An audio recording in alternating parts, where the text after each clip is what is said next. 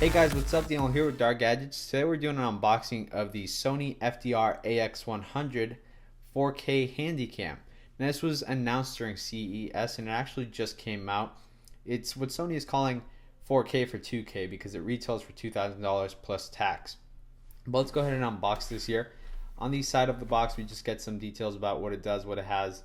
It can shoot 20 megapixel still images, and the sensors, it has a 29mm wide angle lens, etc, etc. But let's just do this unboxing here.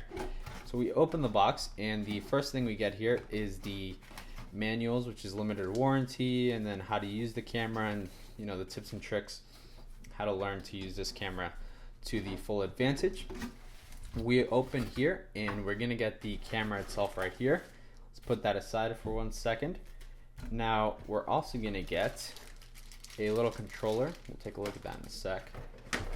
And all the cables. So this right here is the adapter, so you connect this to this to the wall, and then this right here to the camera. Put that aside.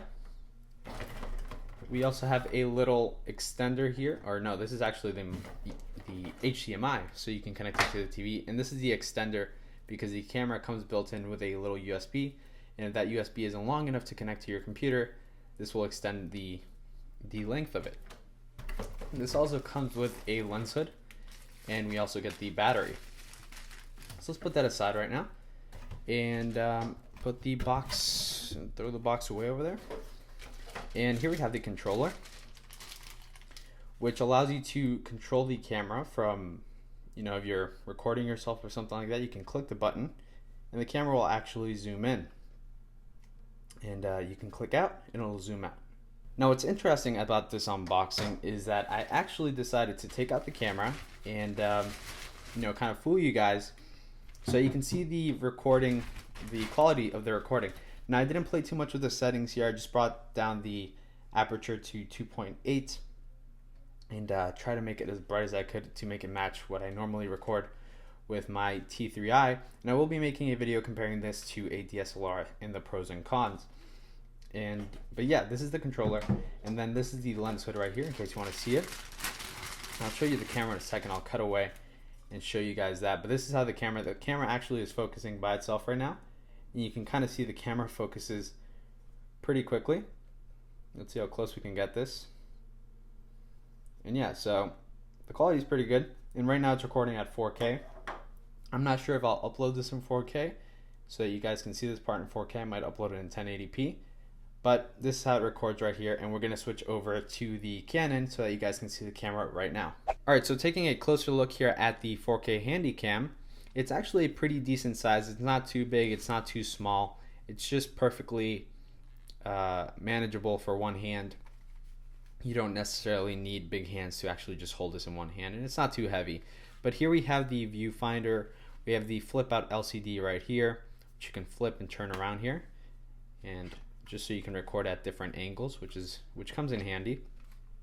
We have this really nice lens, which is made out of metal, and it feels very good quality compared to the rest of the body. The rest of the body just feels like your typical DSLR, but in a different, form factor.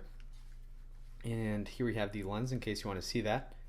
And it all works really well. Here at the bottom we have the manual button, which allows you to then control the iris, gain, ISO, and shutter speed by using this knob right here. That knob controls everything manually. Now the battery just kind of slides in. You kind of place it right here, and you kind of push it down and it just kind of snaps into place, and it does come out. It doesn't hide like on a DSLR, but that's just fine because it's not really obtrusive or anything. We have these start and stop buttons right there. We can switch between video and camera mode, and we have the zoom and everything right here. It just feels perfectly like a video camera. You can click here to take a 20 megapixel still maximum, I believe. Then you can of course change the quality there. We have the zoom and focus toggle right here, which allows you to use this for different things. So you can use this for zoom, or you can use it for focus. The autofocus or manual focus, you turn that on or off. At the bottom we of course have the tripod adapter, so you can put this on a tripod, and this is how you release the battery. You click right here and it comes right out. Right here we have the power, display, white balance, night shot, and program modes. And these allow you to, of course, select different things. The display button just hides the display, and I'm not really going to go over this too much. It was just a quick little unboxing overview. This button right here allows you to mute the person behind the camera, which is very interesting. Right there we flip it out and we have the opening for the SD card, which it takes up to 60, or you need a 64 gigabyte card if you want to record 4K pretty much. And sadly it doesn't have 2 slots, which would really come in handy. So that means you're basically gonna have to end up getting more than one 64 gigabyte card if you're gonna be shooting a lot, because you don't want to have to upload it into a computer or a hard drive right in the middle of recording when you realize that you've run out of space. Now this does have a mic up here, 5.1 surround sound mic, and it actually does sound pretty good. It doesn't sound too bad. It's not as bad as the audio on a DSLR, although on a DSLR you can kind of like play around with it to make it sound a little bit better, but it's a pretty good audio. It'll record fine if you don't have the budget for a mic, but if you are getting something this expensive, it's always good to have an external mic that you can use, something like the Zoom H1 that I use. So at the bottom here we have the connection for the HDMI, and then for the headphones.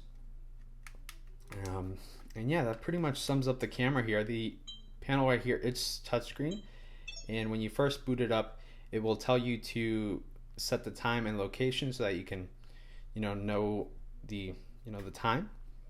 And that's pretty much it for the setup process. And you can of course change the image quality sizes, the playback. You can do slow motion on this. I believe it's up to 120 frames, but you have to go down in quality to, I believe, just regular 1080p. You can change shooting modes here. You have a bunch of varieties. You have effects for when you're recording. You can play around with the mic, and you can have a zoom mic. You can have it zoom into the person or the thing that's in front of the mic, and I haven't tested that out. But yeah, I'll be making a full video on this soon, comparing it to the DSLR that I have and seeing what the pros and cons are. But this is it right here, the Sony Handycam 4K camera for $2,000 plus tax plus a memory card. But yeah guys, that's pretty much it for this video. I'll make sure to make a video of comparing this against a DSLR. That's mainly what I want to do, since there's obvious differences between the two, and which one's better. Is it better to buy a DSLR, a cheap one, and get an expensive lens, or is it better to just go off with this?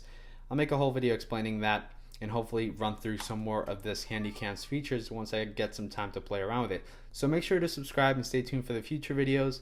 And as always, thank you guys for watching.